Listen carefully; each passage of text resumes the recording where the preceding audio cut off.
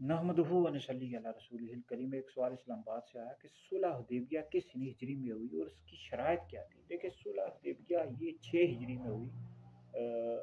ذی القعدہ کا مہینہ تھا۔ نبی پاک علیہ السلام اپنے 1400 صحابہ کرام رضوان کے ساتھ عمرے کی نیت سے مکہ شریف کو روانہ ہوئے ہیں۔ کفار نے مکہ میں داخل ہی نہیں ہونے دیا، تو وہاں پر یہ معاہدہ طے پایا۔ 6 ہجری میں صلح حدیبیہ ہوئی۔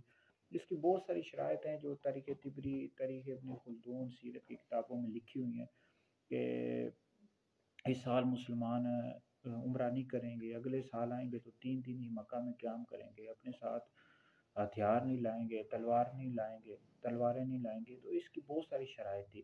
اب بظاہر یہ جو معاہدہ تھا مسلمانوں کے خلاف تھا، لیکن اس میں اللہ رسول کی بہت زیادہ حکمتیں ہوتی ہیں جو عقل میں کی سمجھ ہماری عقل میں نہیں آتی۔ تو اس کی جو حکمتیں ہیں علماء نے لکھی ہیں کہ پھر جب جنگ بند ہو گئی، 10 سال کے لیے جنگ بند ہو گئی، تو پھر لوگ آپس میں ملنا جلنا شروع ہو گیا۔ پھر اس طرح بہت سارے لوگ تھے مسلمان ہو گئے۔ تو بہت ساری اس کی حکمتیں ہیں۔